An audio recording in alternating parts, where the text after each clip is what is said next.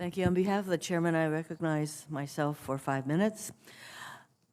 Director Haines, I do recognize the importance of the FISA Section 702 authorization. As you noted, 59% or so of the information given to the president daily is sourced to 702. However, the Americans do have a constitutional right to not be searched without a warrant. So despite the efforts of Congress, there have been reported examples of the intelligence community using 702 to target U.S. citizens. That's not supposed to happen. So your own office's annual transparency report estimates that in 2021, the FBI conducted approximately 3.4 million queries of Section 702 acquired data on U.S. citizens. Clearly, existing safeguards are not enough. I have a series of quick questions I'd like to ask for your response, quick responses. Director, would imposing a warrant requirement before the government searches Section 702 acquired data for Americans' communications hamper your intelligence gathering against malign foreign actors?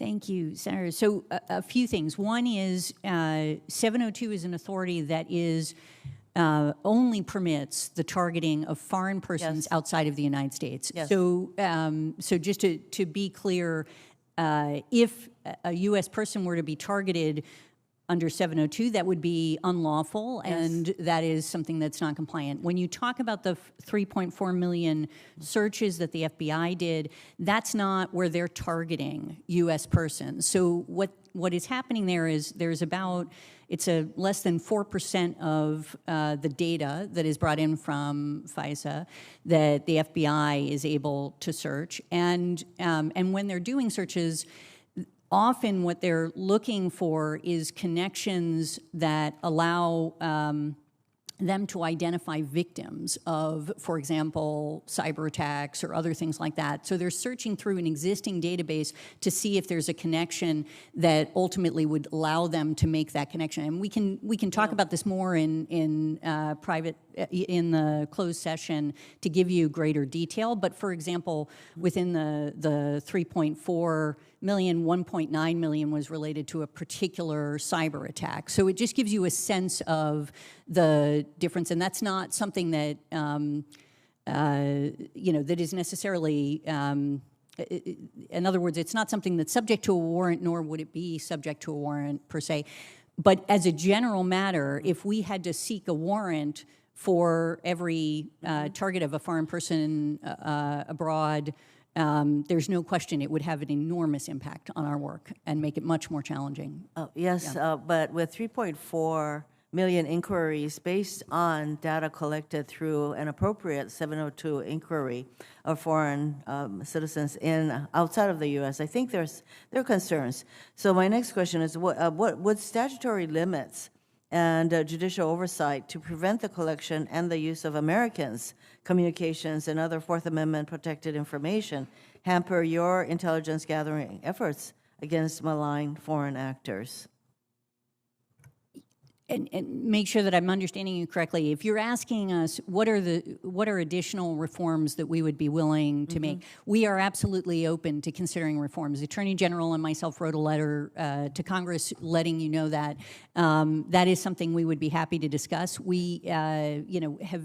I mentioned that we've engaged in a number of reforms in the last few years to try to promote additional oversight, and we'd be happy to talk about whether or not those should be. I am running out of time, so there are concerns about limiting the permissible pool of Section 702 targets and also perhaps removing barriers to existing judicial review. So yes, I look forward to working with you.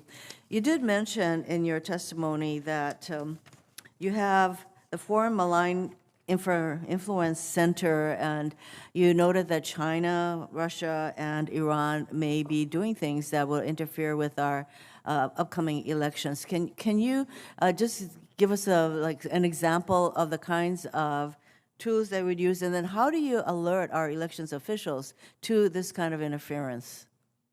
Yeah, absolutely. And we do and did relatively recently an intelligence community assessment on election influence and interference. There is a version of it that is unclassified that we can, that we've made public as well.